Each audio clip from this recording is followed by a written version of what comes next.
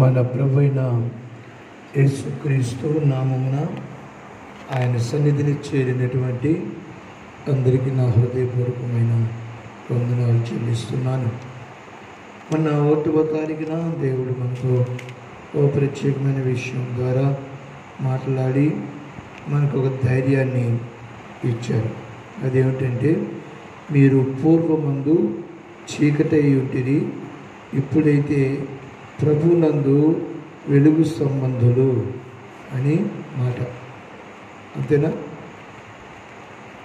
పూర్వమందు చీకటై ఉంటుంది, ఇప్పుడు ప్రభువునందు వెలుగై ఉన్నారు అనేటువంటి విషయాన్ని మరి పరిశుద్ధాత్ముడు మనకు తెలియచేసి మనల్ని బలపరిచి ధైర్యపరిచారు. దేవుని పరిశుద్ధ నామమునకు స్తోత్రములు కలుగునుగాక.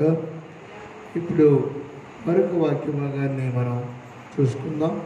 చూడండి, ద్వితీయోపదేశకాండం 32వ అధ్యాయం 7వ వచనంలో రాయబడిన మాటని చూద్దాం. ద్వితీయోపదేశకాండం 32వ అధ్యాయం 7వ వచనంలో రాయబడిన మాట.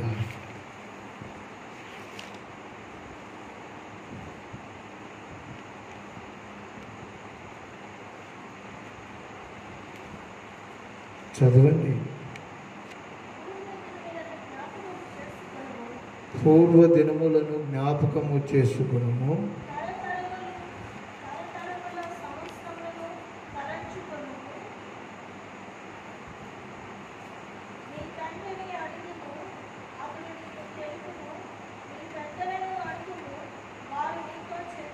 అది 1వ తారీఖునేమో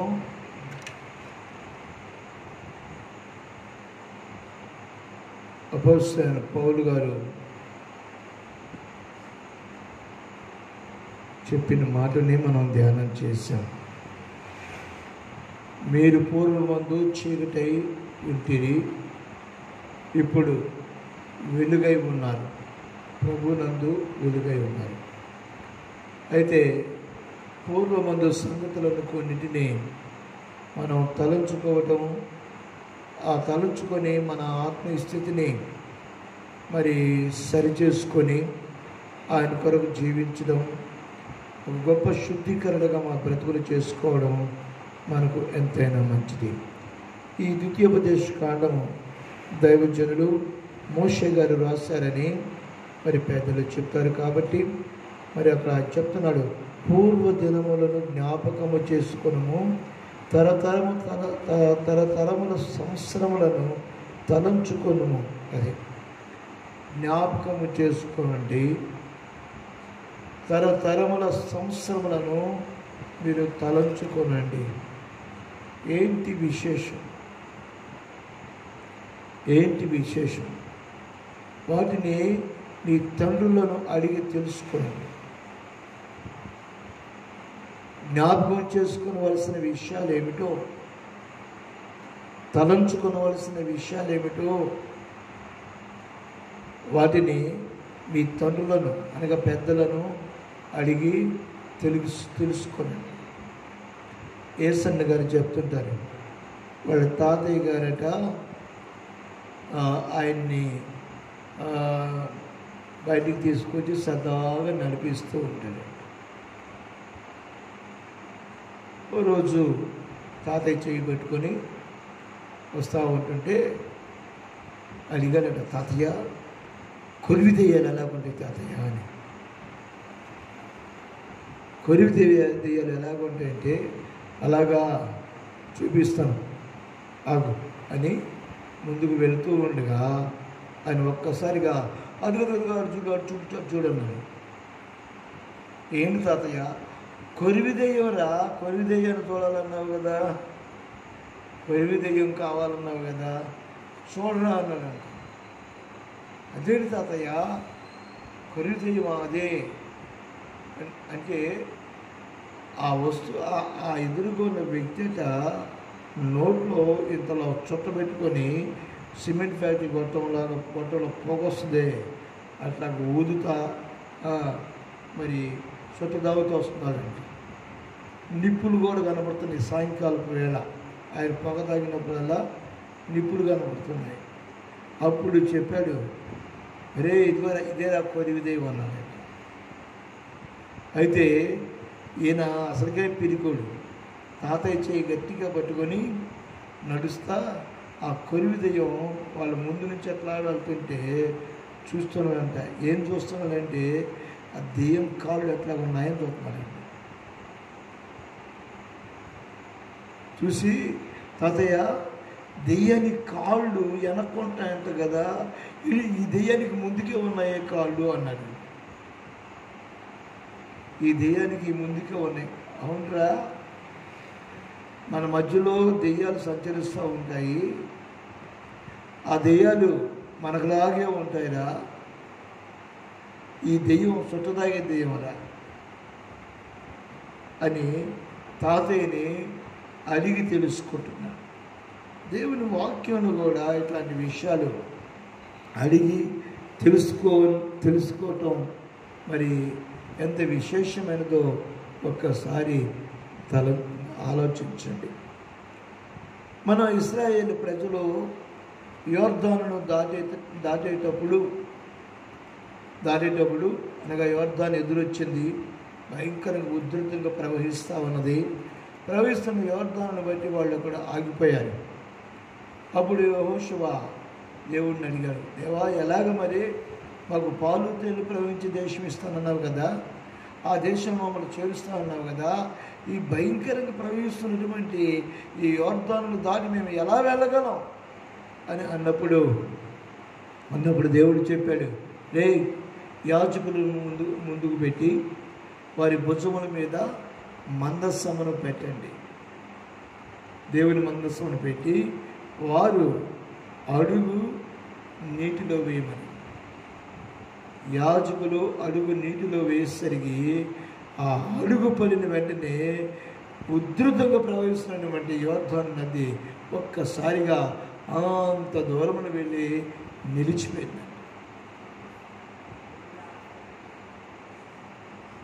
నిలిచిపోయింది.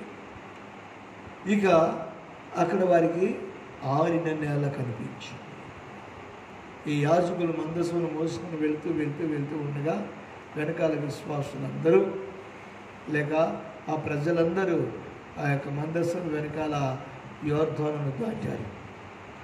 దేవుడు అప్పుడు దైవ సేవకులతో పెద్దలతో చెప్పినటువంటి మాట ఏమిటంటే, ఇదిగో ఇక్కడ 12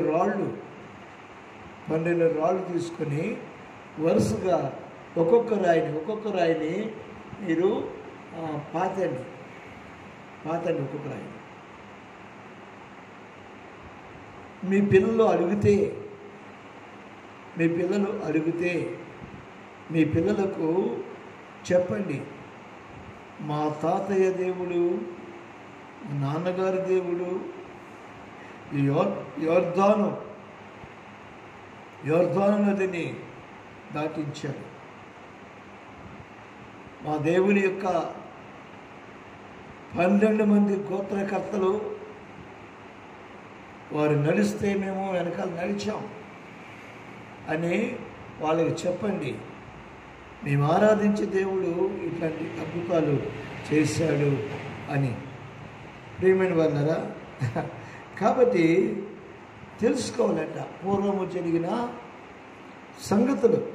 పూర్వము ఏం జరిగాయి పూర్వ దినాలలో అవి జ్ఞాపకం చేసుకోనండి, తలంచుకోనండి. మీ పెద్దలను లేక మీ తల్లిదండ్రులను మీరు అడగండి. అందుకనే దేవుడు మోషే ద్వారా ఇశ్రాయేలు ప్రజలతో చెప్తున్నాడు. ద్వితీయోపదేశకాండమే 6వ అధ్యాయము 4వ వచనం నుంచి మనము చదివినట్లయితే, ఇశ్రాయేలు వినుము, మన దేవుడైన యెహోవా అద్వితీయుడు యెహోవా. చప్పట్లు కొట్టి దేవుని మహిమపరచండి. హల్లెలూయా. ఇశ్రాయేలు ఏగో విను, మన దేవుని గురించి నీకు తెలియదు. ఆదాము హవ్వను ఆ ఏదైనా తోటల నుంచి బయటికి తీసుకుని వచ్చినప్పటి నుంచి ఏ విధంగా తన ప్రజలను నడిపించాడు, ఏ విధంగా పోషించాడు, అవి విను. ఇశ్రాయేలు వినుము, మన దేవుడైన యెహోవా, అద్వితీయుడగు యెహోవా నీ పూర్ణ హృదయముతోనూ, నీ పూర్ణ ఆత్మతోనూ, నీ పూర్ణ శక్తితోనూ నీ దేవుడైన యెహోవాను ప్రేమింపవలెను. Praise the Lord. హల్లెలూయా. అలాగని దేవుడిని ఎలాగ ప్రేమించాలి? అలాగా పూర్ణ హృదయముతో, పూర్ణ ఆత్మతో, పూర్ణ శక్తితో ఆయనను ప్రేమించాలి. ఒక సహోదరి తన భర్త కలకత్తా నుంచి కన్యాకుమారికి వెళ్తున్నాడట రైల్లో. ఆయన మిలిటరీ మ్యాన్. ఆయన రైల్లో వెళ్తూ భార్యకి చెప్పాడు, ఏమై ఇట్లా వెళ్తున్నాను, మరి నాకు ఇష్టమైనవి నేను తినేవి నీకు తెలుసు కదా, విజయవాడ స్టేషన్లో బండి ఆగుద్ది, నువ్వు నాకు ఇష్టమైన వాటిని తీసుకుని రా అని చెప్పాడు. అయితే ఆయన పాపం చేసుకుని వచ్చింది. కానీ ఆమె ఆ రైల్వే ప్లాట్ఫామ్ మీద కూర్చొని ఉండగా అనౌన్స్మెంట్స్, అలానా ట్రైను 2 గంటలు ఆలస్యంగా నడుస్తుంది అని అనగానే ఆమె నిరుత్సాహపడిపోయి ఆమె వెయిటింగ్ హాల్లోకి వెళ్ళింది. అంటే విశ్రాంతి గదిలోకి వెళ్ళి హాయిగా తెచ్చినవి అట్లా బల్ల మీద పెట్టుకొని అలా కూర్చొని కళ్ళు మూసింది. 2 గంటలు కదా, కూర్చుందని. వాస్తవానికి మరి భర్త ట్రైన్లో వస్తాడంటే నిద్ర ఎక్కడ పట్టుద్దండి?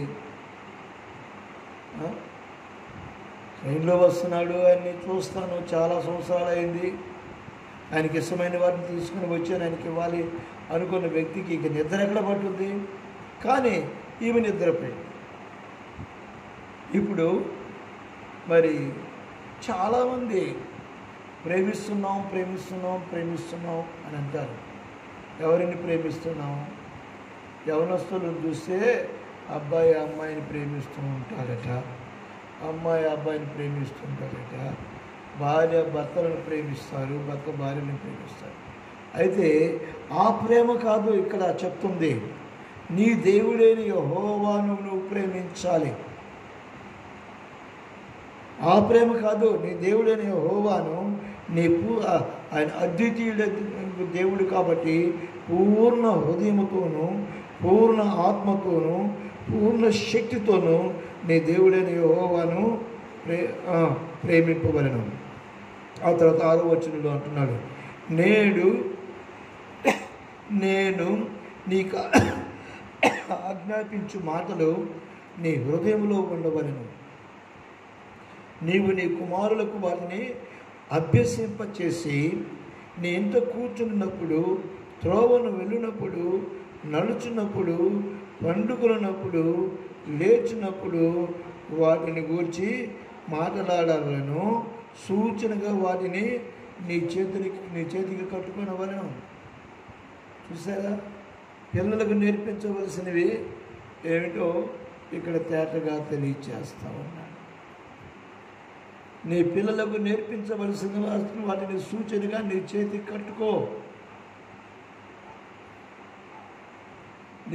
కట్టుకో. నీ పిల్లలకు మరి నీ దేవుడైన యెహోవాను గురించి నువ్వు అభ్యసింప చేయాలి, అనగా నేర్పించాలి. వారు నేర్చుకోవాలి. ఎక్కడెక్కడ? వారి ఇంట్లో కూర్చున్నప్పుడు, రోగులు నడుచున్నప్పుడు, పండుకున్నప్పుడు, లేచినప్పుడు వాటిని గురించి మాట్లాడవలెను. అది మాట్లాడితే వాటిని గురించి మాట్లాడాలి. మనం మాట్లాడుకునే మాటల వలన ఏమవుతుందంటే అగ్నికి ఆజ్యం పోసినట్టుగా ఉంటాయి. ఒక్క మాట మాట్లాడామనుకో వెంటనే మంట గుప్తుమని లేచి మామూలుగా ఉండవు మన మాటలు. దేవునిని ప్రేమించిన వారి యొక్క మాటలు ఎలాగుండాలి ఇక్కడ చెప్తుంది. నువ్వు తండ్రివైతే తల్లివైతే ఎప్పుడెప్పుడు వారికి నేర్పించాలి. నువ్వు ఎట్లాగో సినిమా హాల్కి వెళ్ళవు, ఇంట్లోనే ఉంటావు కాబట్టి ఇంట్లో కూర్చున్నప్పుడు నీ తండ్రి అయిన దేవుని గురించి, ఆయన మహిమను గురించి, ఆయన అద్వితీయులకు దేవుడని ఆయన గురించి నువ్వు చెప్పాలి. ఇంట్లో కూర్చున్నప్పుడు, త్రోవలో వెళ్తున్నప్పుడు, పండుకున్నప్పుడు, లేచినప్పుడు అది చెప్పాలి. అవి నీ కన్నుల నడుమ బాసికము వలె ఉండవలను. నీ ఇంటి ద్వార బంధముల మీద నువ్వు నీ గౌనుల మీదను వాటిని వ్రాయవలను. కన్నుల నడుమ బాసికము వలె ఉండాలంట. ఏ మాటలు? అద్వితీయులకు దేవుణ్ణి గురించినటువంటి మాటలు. నీ దేవుడైనటువంటి యెహోవా అద్వితీయుడని, ఆయన గురించి నువ్వు మాట్లాడవలసిన మాటలు మీ పిల్లలతో ఏవో ఇక్కడ చెప్తూ వస్తుంది. ఏం మాటలు మాట్లాడాలి? ఇంకా మనం చూస్తే ఏవో ఒక మాట అంటాడు. 29వ అధ్యాయము 2వ వచనంలో, ఏవో 29వ అధ్యాయం 2వ వచనంలో ఒక మాట అంటాడు. చదవండి. పూర్వకాలమును ఉన్నట్లు నేను ఉన్న యెడల ఎంతో మేలు అంటున్నాడు. పూర్వకాలమున ఉన్నట్లుగా నేను ఉన్న యెడల ఎంతో మేలు. దేవుడు నన్ను కాపాడుతున్న దినములలో ఉన్నట్లు నేను ఉన్న యెడల ఎంతో మేలు. ప్రైజ్ అల్లాహ్.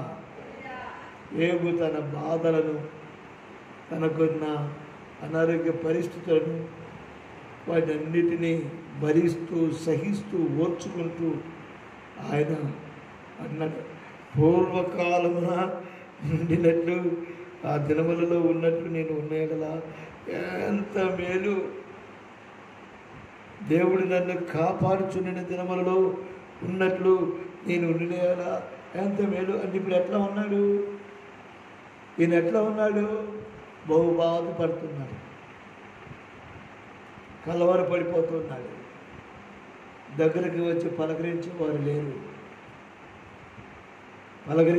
లేరు. ఎలాగున్నావు ఏంటి అనేటువంటి ఆ మాటలు అడిగేవారు లేరు. ఆయన తలంచుకుంటున్నాడు. పూర్వకాలమున నేను ఉన్నట్లు నేను ఉండగలా అన్నాడు. అంటున్నాడు 3వ వచనంలో, అప్పుడు ఆయన దీపము నా తలకు పైగా ప్రకాశించెను. ప్రైజ్ అల్లాహ్. అప్పుడు దోస్ డేస్ అప్పుడు పూర్వకాలమున నా దేవుని యొక్క దీపము నా తలకు పైగా ప్రకాశించను. ప్రేమని వాళ్ళారా, పోయిన వారం చెప్పానుకుంటా, పోయిన వారం 1వ తారీఖు నేను కూడా చెప్పాను. ఏం చెప్పాను? మీరు లోకమునకు వెలుగై ఉన్నారు.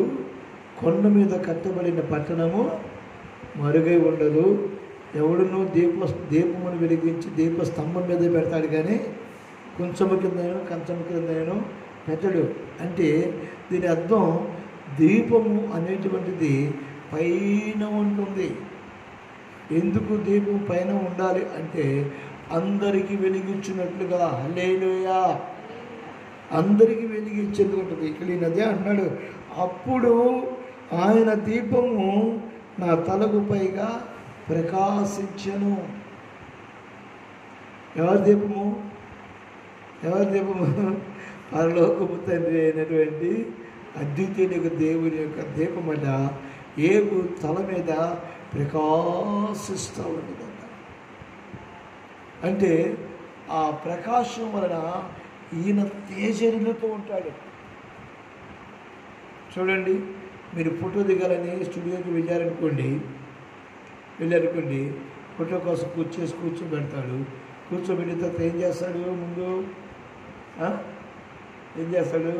దీపాలు వేస్తాడు కదా, లైట్లు వేస్తాడు, పైన ఎదురుగా ఉంటుంది లైట్. ఎందుకు అని అంటే నీవు వెలుగుతూ లేదా ప్రకాశిస్తూ ఉండాలి.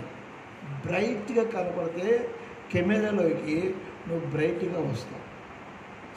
అది అందుకొరకు ఆ మాట నేను చెప్తున్నాను. ఆయన దీపము నా తలపైన ఉన్నది. దాని కంటిన్యూషన్ చూడండి. అన్నాడు, ఆయన తేజము వలన నేను చీకటిలో తిరుగులాడుచుంటుని. హల్లెలూయా, హల్లెలూయా. ఆయన తేజము, ఆయన వెలుగు వలన చీకటి నన్నేమీ చేయలేదు. చీకటిలో నేను తిరుగులాడుచున్నాను. అందుకనే అంటాడు కీర్తనకారుడు, గాఢాంధకారపు లోయలలో నేను సంచరించినను ఏ అపాయమునకు నేను భయపడను. ఎందుకు? నీ దుడ్డుకర్ర, నీ దండము నాకు తోడై ఉంటుంది కాబట్టి. అది కారణం. చీకటి ఒకవేళ నన్ను బలహీనపరచాలని, నన్ను బెదిరించాలని, అవమానపరచాలని, నేను తొట్టుపడేలాగా చేయాలని ఒకవేళ చీకటి ప్రయత్నం చేస్తే, అదిగో నా ప్రభువైన యేసయ్య నా పైన ప్రకాశిస్తున్నాడు. ఆయన వెలుగై ఉన్నాడు కాబట్టి వెలుగై ఉన్నటువంటి నా యేసయ్య ప్రకాశించినప్పుడు నేను తేజరిల్లుతాను. అప్పుడు చీకటి నాకు చీకటిగా కనబడదు. Praise the Lord. చీకటి ఎందుకని? ఎవరున్నారు నాతో? ఎవరున్నారు? నేను చీకటిలో ఉన్నా సరే ఆ చీకటి నాకు చీకటిగా ఉండదు. కారణం ఆయన వెలుగు నాకు ఉన్నది కాబట్టి. ఆయన వెలుగు ఉంది. ఆయన వెలుగు లేకుండా నువ్వు చీకటిలో ఉన్నావు అనుకో, తడువు నాటుకోవడమే, వెతుక్కోవడమే. చీకటిలో నువ్వేమీ సంపాదించుకోలేవు. అందుకనే యెషయా గారు అంటాడు, లెమ్ము తేజరిల్లము, వెలుగు నీ మీద ఉదయించును, నువ్వు ప్రకాశిస్తావు. చదవండి 60వ అధ్యాయమా యెషయా గ్రంథంలో వ్రాయబడినటువంటి మాట.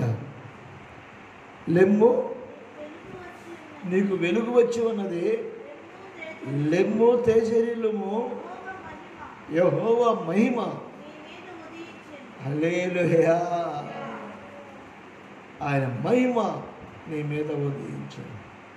కాబట్టి నా ప్రియమైన దేవుడు, మన దేవుడు అద్వితీయ దేవుడు.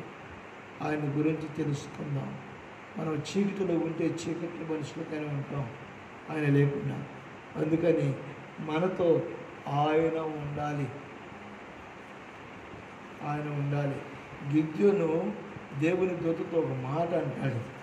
6వ అధ్యాయం న్యాయాధిపతుల గ్రంథం 6వ అధ్యాయం 13వ వచనంలో రాయబడినటువంటి మాట. 6వ అధ్యాయం 13వ వచనంలో,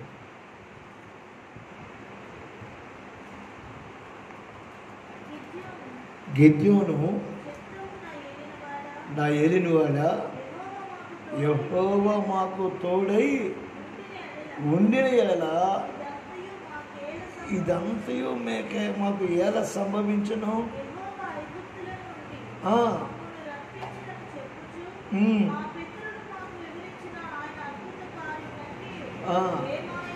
ఏమైపోయింది? చాలు. ఇప్పుడు మళ్ళా అదే వాక్యం మొదలు చదువుకున్నాం. చిత్తము నా ఏలినవాడా, యెహోవా మాకు తోడై ఉండిన ఎడల. అంటే తోడుగా లేడు కాబట్టి మేము ఈ బాధలను అనుభవిస్తూ ఉన్నాం. గానుగు చాటున దాగుకొని గోధుమలను దొల్లగొట్టుచున్నాడు. దేవుని దూత వచ్చి గిద్యోనుతో మాట్లాడినప్పుడు, దేవుడు మాకు తోడుగా ఉంటే మాకు ఈ శ్రమలు ఎందుకు, మాకు ఈ బాధలు ఎందుకు, మాకు ఈ సమస్యలు ఎందుకు అని అంటున్నాడు. ఆయన అంటాడు, పరాక్రమము గల బలవంతుడా. Praise the Lord. హల్లెలూయా. నువ్వేం బలహీనపడవద్దు నాయన. నువ్వు పరాక్రమము కలిగిన బలాఢ్యుడవు. అంటే ఈ మాటను ఎందుకు దేవుడు మనకి ఈరోజు తెలియజేసింది? పూర్వము జరిగినటువంటి సంగతులను ఒకసారి నువ్వు తలంచుకోవాలి. మన దేవుడు మన పితరులకు, మన పెద్దలకు చేసినటువంటి వాటిని తలంచుకొని ఈ దినములలో మన స్థితిని చూడండి. విలాప వాక్యాలు 5వ అధ్యాయం 21వ వచనంలో, విలాప వాక్యాలు 5వ అధ్యాయం 21వ వచనంలో ఏమంటున్నారంటే, ఇర్మియా రాసినటువంటి విలాప వాక్యాల్లో 5వ అధ్యాయం 21.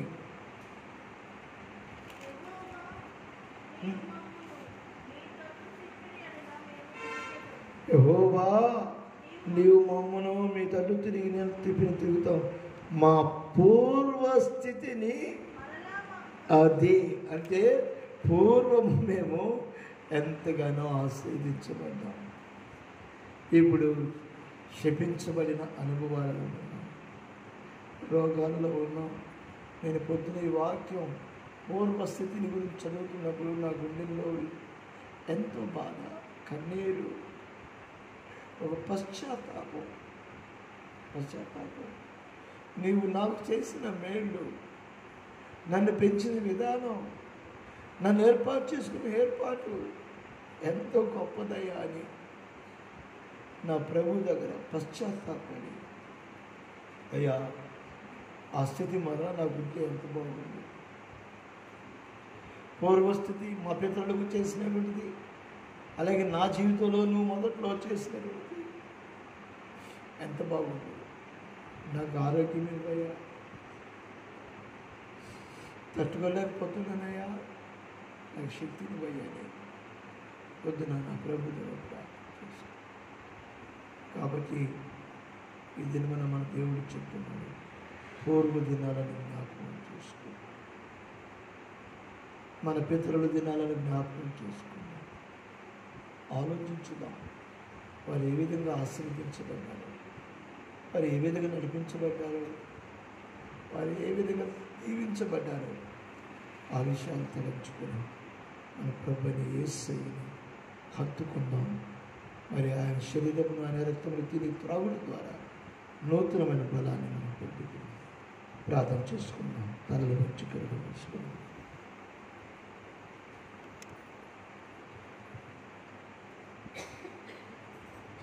ప్రభు ఈ రాత్రి నాతో మాట్లాడు. మా పితృ దినాలు ఎంతో గొప్పవయ్యా,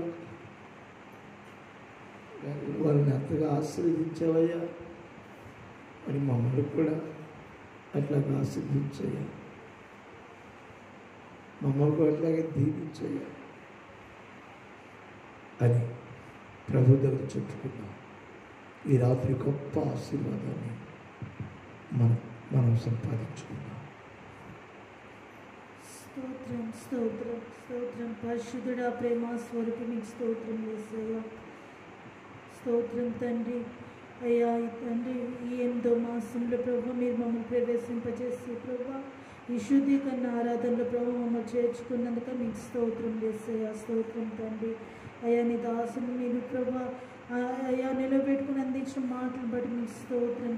అయ్యా మరి పూర్వపు దినములలో మీ జ్ఞాపకం చేసుకోనండి అనేసని అయ్యా మీరు తెలియజేస్తున్నందుకు మీకు స్తోత్రం తండ్రి.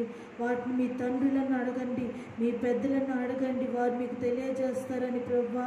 అయ్యా తండ్రి, మీరు తెలియజేస్తున్నందుకు మీకు స్తోత్రం యేసయ్యా. అవును ప్రభా, పూర్వమందు ప్రభా అయ్యా మేము ప్రభా నీకెంతో సమీపంగా ఉన్నాము, అయ్యా నీకెంతో దగ్గరగా ఉన్నాము. అయ్యా ఇప్పుడు ప్రభా అయ్యా తండ్రి మేము ప్రభా మీకు దూరంగా ఉంటున్నాం యేసయ్యా. మమ్మల్ని క్షమించండి తండ్రి, మీకు స్తోత్రం యేసయ్యా. అయ్యా పూర్వమందు ప్రభా ఏ విధంగా ప్రభా అయ్యా తండ్రి నిన్ను హత్తుకొని ప్రభా అయ్యా తండ్రి నిన్ను వెంబడించి ఉన్నాము, అట్టి దినములు ప్రభా మీరు మాకు తిరిగి మరలా దయచేస్తున్నందుకు మీకు స్తోత్రం యేసయ్యా. స్తోత్రం తండ్రి. మా పూర్వస్థితి మీరు మాకు కలుగజేస్తున్నందుకు మీకు స్తోత్రం యేసయ్యా. స్తోత్రం తండ్రి. తండ్రి. అయ్యా మీరు ప్రభువా అయ్యా తలంచుకుంటే ప్రభువా మీరు కలుగ చేస్తారు నాయన. మీకు అసాధ్యమైంది ఏది లేదు ప్రభువా. మీకు స్తోత్రం తండ్రి. అయ్యా మా పూర్వ స్థితిని మరలా మాకు కలుగ చేయండి ప్రభువా. మీరు కలుగ చేయండి స్వామి. మీకు స్తోత్రం లేదు. స్తోత్రం తండ్రి. స్తోత్రం యేసయ్యా. ఇదిగో ప్రభువా అయ్యా తండ్రి ఇప్పటి వరకు ప్రభువా అయ్యా నీ సన్నిధిలో ప్రభు మమ్మల్ని నిలవబెట్టుకున్నందుకు మీకు స్తోత్రం లేదు రాజా. మీకు స్తోత్రం అయ్యా తండ్రి. రేపు దినాన ప్రభు అయ్యా తండ్రి అయ్యా తండ్రి నీ శరీరంను నీ రక్తాన్ని ప్రభు తీసుకున్నటకు యోగ్యతను అర్హతను మీరు మాకు దయచేస్తున్నందుకే మీకు స్తోత్రం లేదు రాజా. స్తోత్రం ప్రభు. చేరొచ్చిన ప్రతి బిడ్డ మీరు ఆస్వాదించండి, దీవించండి. బలహీనం కూడా నీ సేవకుని కూడా ప్రభు మీరు బలపరచండి, కృప చేత నింపండి, బలపరచండి. అలాగే రేపు జరిగే కార్యక్రమం అంతట్లో ప్రభు మీరే తోడుకోనండి. ఇప్పటి వరకు ప్రభు నీ సన్నిధిలో మమ్మల్ని నిలవబెట్టినందుకు మీకు స్తోత్రం. ఇంకా నువ్వు ప్రభు నీ కృప చేత మమ్మల్ని నింపి బలపరిచి ఆస్వాదించి దీవించి మనకోవచ్చు. నజరేయుడైన యేసుక్రీస్తు పరిశుద్ధ నామములో అడిగి వేడుకుంటున్నాం పరమ తండ్రి. ఆమేన్. మన ప్రభువైన యేసుక్రీస్తు వారి కృపయు తండ్రి అయిన దేవుని ప్రేమయు పరిశుద్ధాత్మ అన్యోన్య సహవాసం ఆయన సన్నిధిని ఆశతో ఆసక్తితో కూడి వచ్చి పూర్వపు దినాల ద్వారా పితరులు ఆశీర్వదించబడినటువంటి పరిస్థితులను ఆలోచించుకునేటువంటి మాట వేసి ధైర్యపరిచి ఆయన దీవుని నింపి బలపరిచి నడిపించను గాక. ఆమేన్. ఆమేన్. అందరికీ వందనాలు, స్తోత్రం. ఆరాధన ముగించుకున్నాం. ఎందరు వచ్చినా రాకపోయినా నా దేవుడు మాత్రం అన్యాయస్తుడు కాదు. ఆయన పరిశుద్ధమైన పవిత్రమైనటువంటి శరీరమును మనకి